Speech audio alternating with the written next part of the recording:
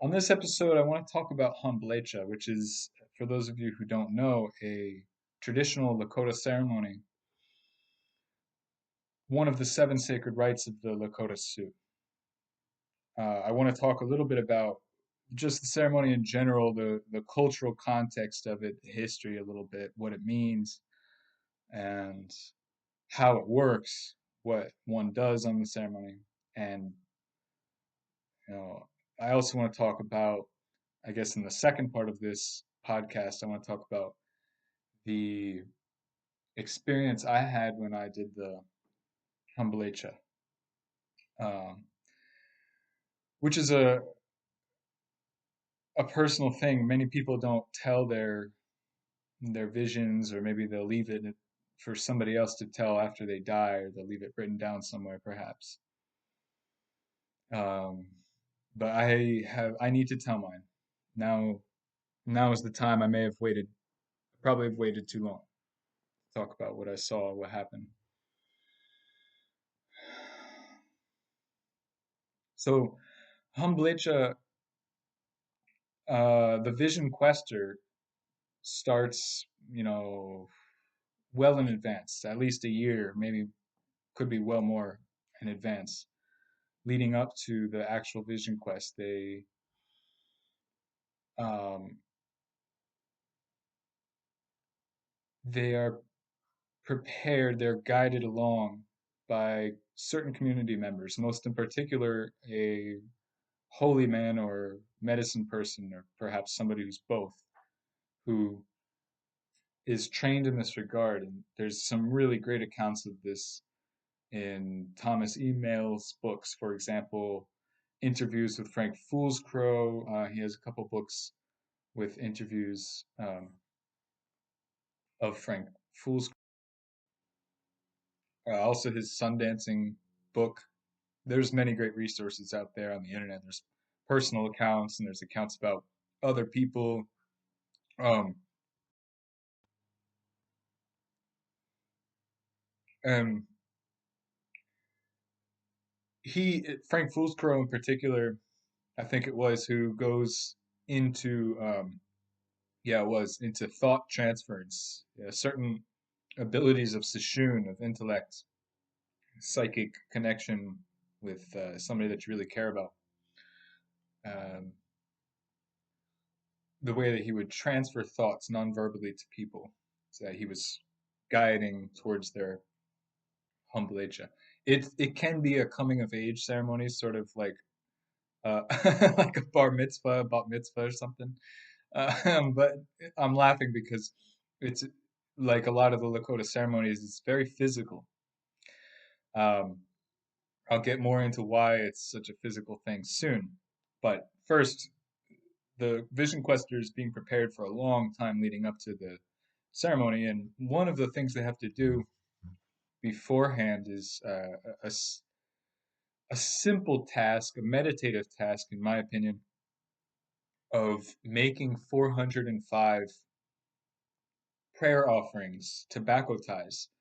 These are made in small, in square patches of cloth of the four colors, of the four directions of the medicine wheel. Here's yellow for the east. There's white. I just happen to have these sitting right next to me here on the altar.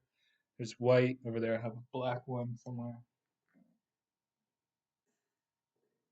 Oh, maybe I took it out. But yeah, the four colors and the red. And then there's probably another couple of colors added at the end because there's 405 of these prayer ties. So 100 of each of the four colors, and then there's five more. So one of each, and then an extra color, which an extra color could be green for Grandmother Earth, or for initiation, or for the Great Serpent, or whatever it might be, to whatever clan or dream clan you may be part of or not be part of um, yet. And um, I just thought a memory of another vision that I had at a different point in time the first year I was at Sundance. But that's a story for another time. About a buffalo dream, talking about animal dreaming. Anyway, the the white buffalo calf woman is who brought these seven sacred rites to the Lakota originally, including the Hanblecha. And the way that it's been set up with the being guided and the the chanupa, which is one of the sacred rites as well, receiving the vision of the chanupa, making the chanupa, getting the pipe stone, and making the pipe, putting them together, the sacred tobacco, doing the ceremony of the pipe, um, making the 405 stone white men, the powers that are spread out to the directions to help creators helpers, the 405 stone white men. And these prayer ties are tied along a cord, little, maybe a little thinner than this, and they get a little bit of the sacred tobacco in them. Could be kanik kanik or um, could be straight up ceremonial tobacco, and they'll be wrapped around simply. Where did I put those cloths? And where did I put those little guys? I just had them. Oh well. Um, so they'll get strung along this string, which will be raveled up on a stick, so that it's all together. And then, excuse me. And then when the time comes close, the quester will make a few, about four at least, maybe more, tobacco offerings, larger tobacco offerings in red cloth. And these will be given to the person who, with the left hand, they will be given to the person who is to watch the fire for them. The fire cannot go out during the vision quest, which can last up to 4 days and 4 nights. Up on the hill. They call it going up the hill for this reason. You go up on a large, on a high peak, a tall um, cliff, something with a good view, an overview of um, a wide space and a clear sky, or a wide expanse of sky, I should say, not necessarily clear, because of course the Wakinyans, the Cloud Nation, always come to bring important messages, and those especially are heated, and the stars and everything are heated. Clear skies are not, are heated during the vision quest, the quest for the vision. You know, it's also an inner quest. That's why there's perhaps some soft crying. One is up there alone praying, without food, without water, unless it rains, perhaps. Some don't even drink the rain if it does rain. They refuse to. Others see that as a sign of from Creator that they're supposed to drink. Um, but first, before going up the hill, the community will gather and go through a purification in the sweat lodge. And the vision quester or questers, if there's more than one, will they'll have their heads covered with a towel or cloth of some sort during this time, so that nobody will break their concentration as they're going into the spirit world by looking them in the eye, which is also, a rule at the Sundance. Um, they'll speak, they might say something relevant to what they're going up for, what they're praying for, who they're praying for, something they need help with, or they might not know exactly. They might just be looking for that exact thing. It's not exactly. Eagle Bear also told me on the day that I asked him if I could do it. He told me no, flat out, you're not ready. 'Cause I was trying to prove myself. Uh, and he obviously knew that, and I wasn't ready. I had just arrived and been, you know, put in my place by people that had more experience than me, and I didn't like it because I thought I was the most spiritual person around, uh, and I was enlightened already, and I wasn't yet, and I had a lot to learn. Um, so he told me, not yet. And in fact, let me talk about that for a little while. Let me switch gears and talk about that for a little while because what happened in my experience was is sort of a good way to understand the preparations. I was there all summer, and right before Sundance, my peers who had already been through the process had been through all the ceremonies maybe once or twice or a few times, or were further along than me in any case in all of this, and they would they could order me around when it was time to work. They knew more about everything than me, about the tasks, about the ceremonies, about the culture, about the language, about the songs. They got all the girls, and that wasn't really because of anything other than that I was shut off. My personality was like, yeah. That was the sound of my personality. Personalities could make a sound. Sometimes I've taken, certain substances and I've heard people's personalities and it's like it's like a toxic sound. Um, but anyway, so that was me for sure a lot of the time. And because I was feeling so insecure and I just like didn't know any other way to get what I needed, which is love and connection that we all need, which is normal and natural, other than to try to take it from somebody who already had it instead of trying to create it or generate it or call it or pray for it myself or whatever it is that a person does in a good way to receive these things, to earn these things, perhaps these blessings of life. Not things so much, but blessings. Could be things, could be relationships, which are not things.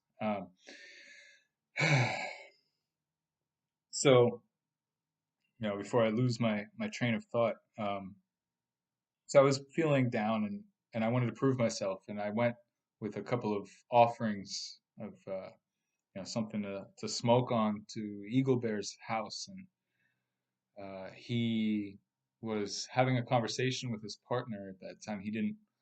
He told me to wait outside. He acknowledged me. He was very polite, but he told me to wait outside.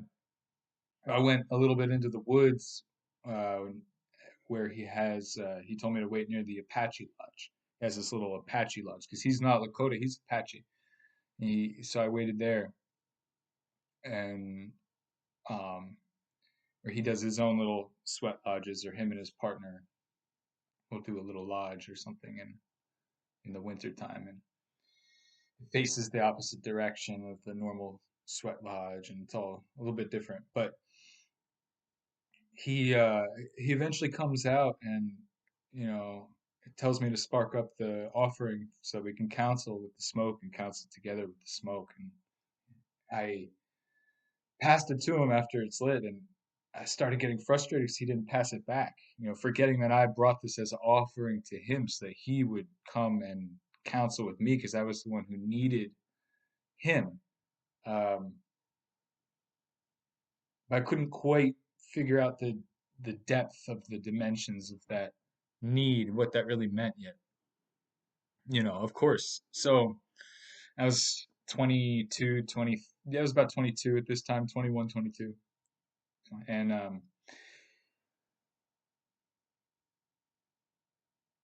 I said, I wanted to ask you if I can go up on the hill, which means can I go do my Hanblecha? And and he goes, you? No, you're not ready. Just flat out keeps puffing the thing. And I'm like, all right, so now I can't go. this was going to be the moment, me arriving finally at this community. I was going to use this as a way to leverage myself into, um, I don't know what exactly, but into like maybe fame or something where I was like recognized as an enlightened person or something like that. Um, and it didn't go well for me because I wasn't there yet. And that was painful at first to accept because I was lonely and I didn't want to spend time working on myself. I was so desperate for something now, then, now. But anyway, it's all in the past now. Um,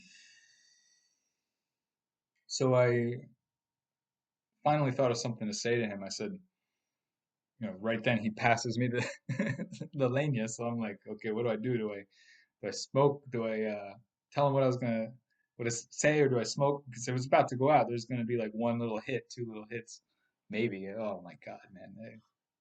He's always paying attention. Knows what somebody's doing, where their attention is, where it's not, what they might probably do soon in the future. So I decided to. So the how do I learn? What do I do? Says, well, you need to spend time here. It takes, 4 years usually, traditionally 4 years to learn. And then you do your Hanblecha for 4 days, and then you go you dance. If that's your vision, you dance, you sun dance for 4 days and 4 nights. Sundance, we'll talk about in another video. Um, and you spend usually about 4 years learning before you do your Hanblecha. This is just your first year. You've been here for just a couple of months. Um, okay, so he pulls out another offering, he lights it up, he starts puffing it down, passes it to me. I'm inhaling it, for the pain, emotional pain to my ego, the hit I just took to my ego. And I say, well, what do I need to learn? He said, you need to learn our culture, you need to learn our ways, you need to live like us, you need to, you know, learn our stories if it's in your heart to do so. And if not, then you need to accept that. If you can't handle the medicine, then you need to put it down, he told me. That was a key moment for me. Um, when I started to really understand that I was being trained for something, uh, for what I wanted in my heart, for what I was there for, even though we hadn't spoken it and I hadn't, signed a contract like I was used to. That was already understood. So anyway, there was some silver lining to these clouds, to these Wakinyans, and uh, I wasn't going to put the medicine down. Not forever at least, maybe for a time to see what it felt like. I did, but after Sundance, but not yet, not that day. Um, I said, well, what stories do I need to learn? Give me something to get started here, guy. He said, well, the White Buffalo Calf woman, for starters. She's the one who brought the ceremony, all these ceremonies to the people. You need to learn the story, and you need to learn the right story, not the Christianized version, as he always says, because that happens a lot too with these stories. They get filtered through even just by regular people, by a Judeo-Christian filter or a Muslim filter, whatever it might be, a Brahmic filter, Buddhist filter, I don't know. We all do it where it's like um, we put our culture on the other culture, and we should be mindful of that if we really want to understand. And if we don't really understand, then we're just, I don't know what we're doing interested in these topics. We're just wasting our time because we're not really going to understand them. We're just going to create more division, more separation, which is hell, basically. So that's what hurts God's heart. So, um, The Shortly after Sundance, when I went back to Maryland to, get back on the straight and narrow and get away from all this hippie nonsense and get a job, and I cut my hair real short. And I grew it out to donate it to Locks for Love, I think it's called, charity that donates hair to children that have cancer and lose their hair. And there's one thing I could give from my body that, I didn't have a lot of money to give. I could give hair. So what do I got to do? Grow hair? Yeah, easy. So I grew my hair, cut it, I got a job. Uh, I worked at a BMW repair shop near my parents' house for a while. But anyway, a couple years later, when I finally did Hanblecha, I had been studying now and living on the land, living partially in a teepee. Um, or did that come later? I think that came later. But I was living, um, I was living on the land for sure. It spent a lot of time in a tent, in a camper. I was living in a geodesic dome that they have for guests on the property there. This is um,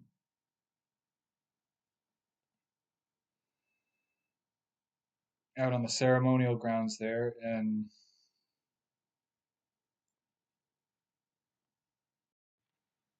I'd been spending a lot of time uh, with a brother of ours who had a rough life beforehand. I'm not going to say his name uh, in public, but without his acknowledgement. But he had had a very rough life, and he had been a rough person. Still was a lot, but he was changing his life with these ceremonies, as is wont to happen. It's kind of the purpose, and Eagle Bear, that was part of his vision and why he went to the place where he went to do these ceremonies specifically. So so it was him and me. We were the first ones of the year to go up. It was still a little bit cold, very cold at night actually, end of March, um, beginning of April around there, and it was starting to rain a little bit at night, get a little humid enough to rain, um, but still get cold on that high desert night. And I remember making the prayer ties in the mornings, and I finished in I think one morning or two, and asked Eagle Bear. He said, "You again?" Surprised, but this time he let me out, or ready enough at least. And this other guy was, he was much newer than me, and much more, I would say rough around the edges and dealing with a lot more issues, I would say, than me, perhaps, but perhaps not, depending on how we look at it or, what we value, where we come from, and so on. Okay, so the drawing I put up before the video started to fall, and I kind of lost my train of thought there, but we was talking about my brother who was going up with me and my opinion of him. And anyway, so we were going up together, and we were in the lodge with our heads covered, and some of the community there. Not a lot of people gathered yet. It's still so early in the season. Sundance isn't until, well into the summer. That's when everybody gets there. And we we went when it was time to speak. I spoke with this voice, like, just came through me. I can't explain it. I realized that I'd been holding back my real voice my entire life. And this is like sort of my real voice, but when I was sitting there on the ground in the lodge, there was nothing holding me back, and I just spoke freely. And I spoke to all the people there. I said, um, not to worry about me, and because I was strong, and I knew I was strong, and I had already been enlightened by this point. So I knew that I could handle anything life could throw at me, including death. Not that something wouldn't take me down. I'm not saying that I'm better than Jesus Christ is crucified or somebody like that, any sort of martyr or anything. Um, but I knew that I could do it. I knew I could handle it, and I would be willing and blessed to be able to do that in a good way. I hope for that. I hope that happens in some good way. It'd be better if it's not necessary, but hey, whatever it takes. And anyway, uh, um, so James spoke his part, and I should have paid more attention to it. But he said his prayer. He was very humble. He was very humble. His prayer was very humble. He was emotional. He was fearful because he was going to be away from. There's nothing up there. You go up there with a sleeping bag, and if you have a prayer pipe, you go up there with a prayer pipe and some tobacco, and your prayer ties, and that's it. And you might have some clothes, you might not, and that's it. I didn't have any clothes, so I went up there wet out of the sweat lodge, and then it started raining, drizzling, so I did not get dry. So I took off my clothes and stayed under the sleeping bag naked most of the time, looking out at the night as much as possible. And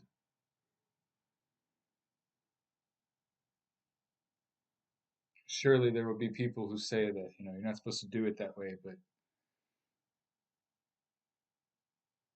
that was part of what I learned that day was not to listen to what other people say about what you're supposed to do because they're not you, so they cannot say, and you would be crazy. You would be out of your mind, literally, to listen to another person about what you're supposed to do.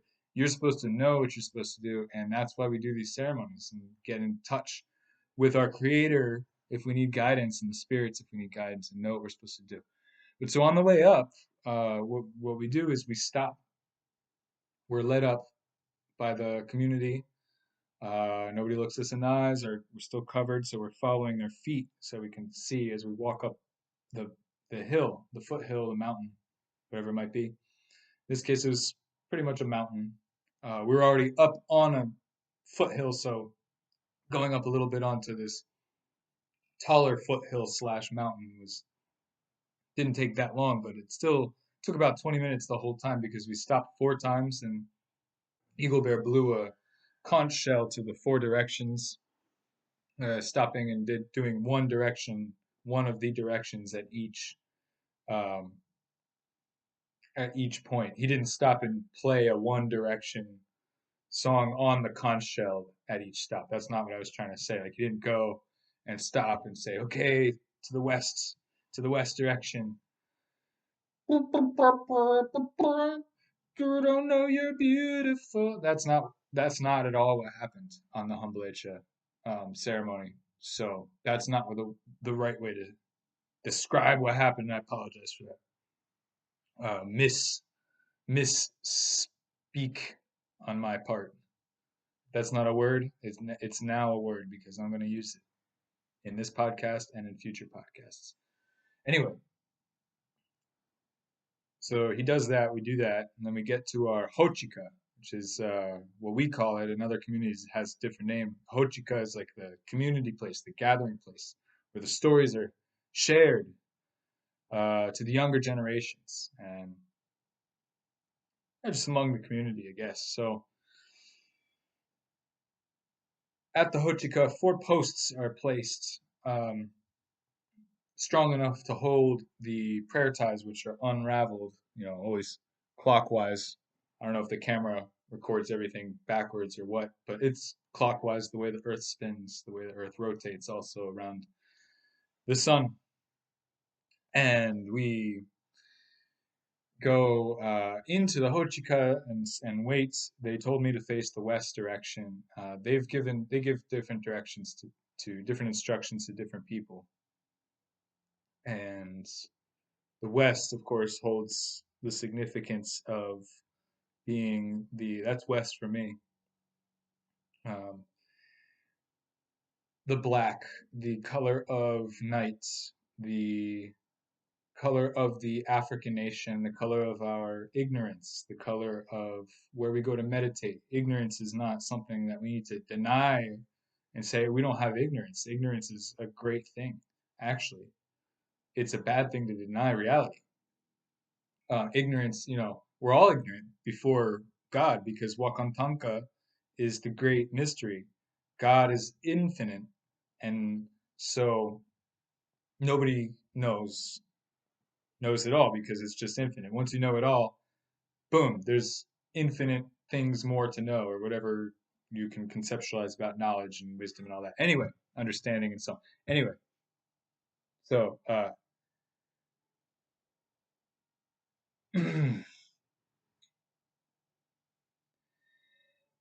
so during the night, um, at a certain point, it started raining a little bit heavily, and I could hear my buddy over it. I couldn't see him, but I could hear him calling. He was very scared, and I could hear a drum down below, somebody taking care of fire, singing songs, and that would soothe our spirits a bit. But I couldn't let his state of mind go, and I blamed myself for it. I took it upon myself, and I realized that something was wrong, and I shouldn't take this new guy's thunder. And um, I don't know if I'm 100% right about that. This is just what I felt at the moment. I could be wrong, but um, during the night, I fell asleep. And this is when I had that vision. This is that particular vision that I wanted to share in this episode. That's when I had the vision.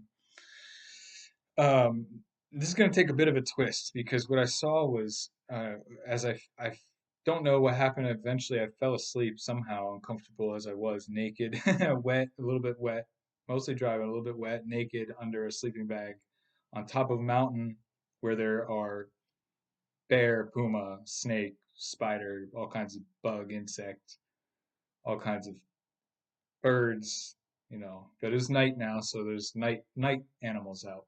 Anyway, I didn't see anything at that. It was still a bit too cold. So I'd fallen asleep, and I woke up and I was in a dream, and I knew I was in a dream, but I couldn't get out of the dream. I had to go through the experience. So I went through the experience. I didn't fight it. And both of us, me and my brother over on the hill, we were going up a spiral staircase, and we were um, on our way to the top. And finally, eventually, it dawned on me we were going forever for a long time in this spiral staircase, and I'm wondering is the what is the point? What is going to be up there when we get there? And we get there, and it was like a modern apartment, chic, I would say, but not, in modern style, actually. Also, I would say chic doesn't mean luxurious. It's sort of the opposite. It's like minimalist in a way. Like you're only cool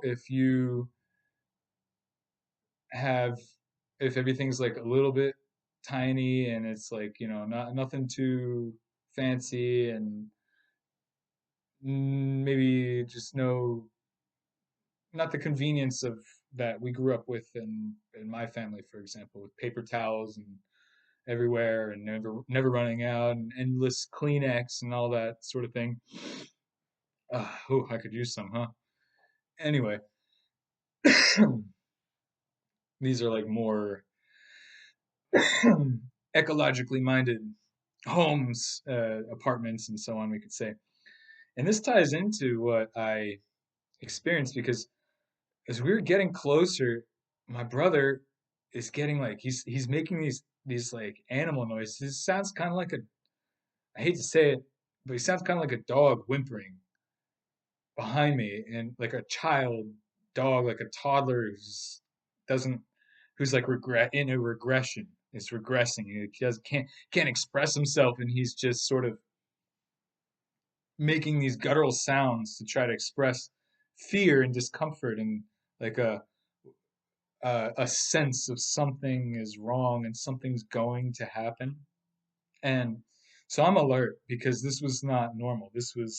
I've had dreams like this before when I was a child where my dog, in fact, was, um, now I'm remembering talking about this. Now that I'm talking about this, I remember my dog was barking in a circle. There was a stick stuck in the mud and a supernatural thing.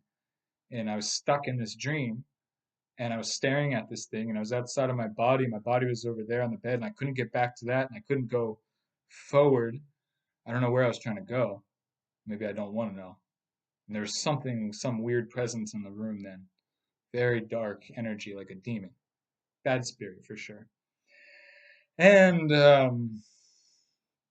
but we go in there anyway. It was inevitable. There was no other place to go. This narrow spiral staircase. We'd just gone up this huge flight. We're tired. We're exhausted. We need to rest our feet, our legs, drink some water, something, man.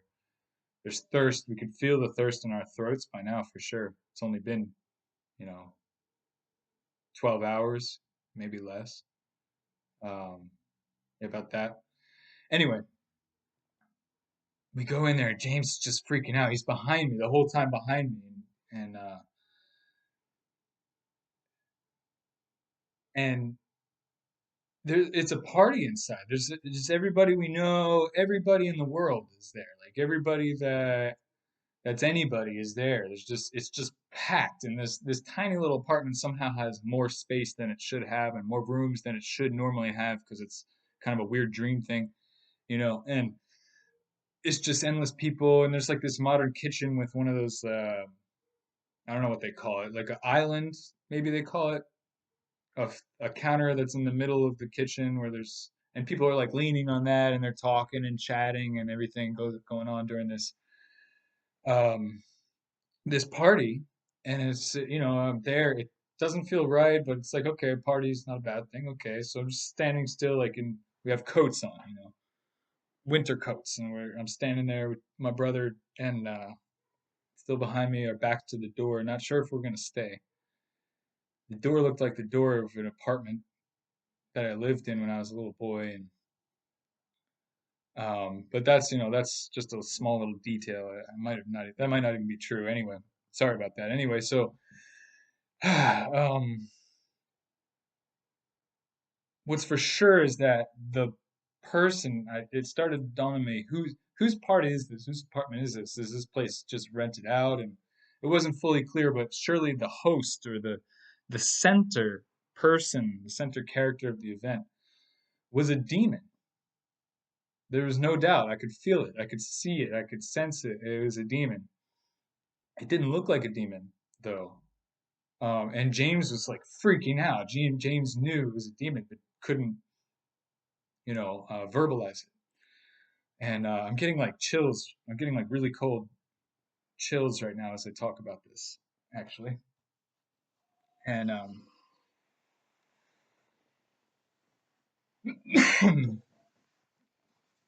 so we put this coat on. So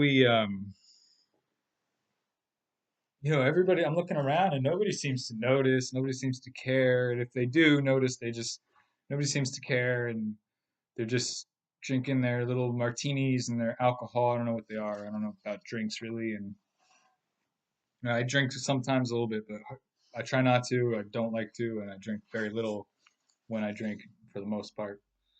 Special occasion. Anyway, they're all there and, nothing against drinking, but there was something about the event. I knew this represented at the end when I right before I woke up, I realized that it was everybody, that it was society, it was human society, it was our nation specifically, United States, and our culture. And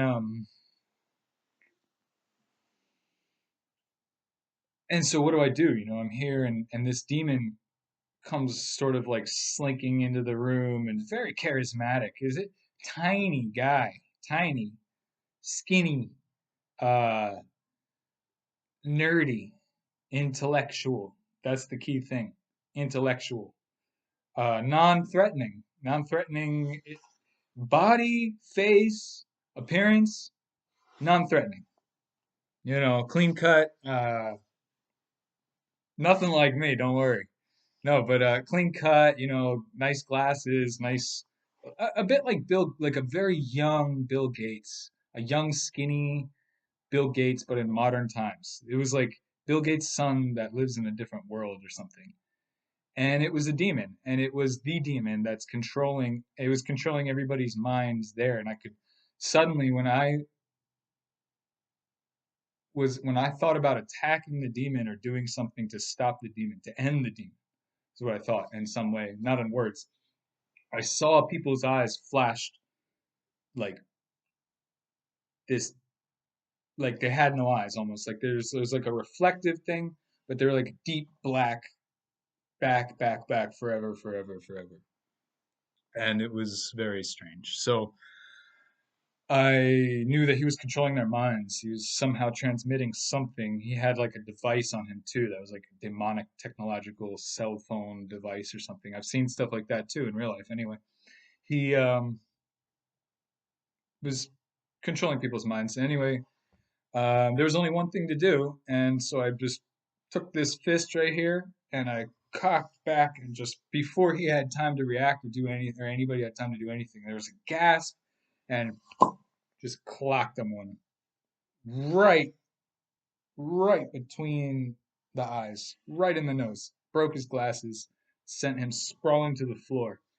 And it looked like maybe like the demon came out of that person, and the person like came back to being normal, just like, oh God, oh my face, oh it's out of me, what happened, or something like that. And then I don't know, because at that point that was like the moment when I woke up. So that's the story, and I gotta go, man. I gotta end it there. But that's I've been reflecting on that for years. That was 2015, 2014, 2015, right? Yeah, I'll figure it out. I'll get back to you on that exact date, but it was around then. So it's been almost 10 years, and I've been reflecting on this and what's happened since then. And I hope that people who listen to this reflect on it too. And just watch out, be careful, because things aren't what they appear. That's pretty much my reflection. In a future podcast, we'll go into topics like this deeper. Feel free to reach out to me and with questions, comments, your own experiences. Love to learn from you, hear from you. Please don't forget to support us, to subscribe, to like, all that sort of thing that you're supposed to do. It really helps us. We're just getting started, and this is this is what I'm doing. This is all I can do in life. This is who I am and what I do. So really thankful for your support. My family is thankful for your support, and I hope that I'm doing it all for everybody out there. So get it out there, share it, and washtay. Aho.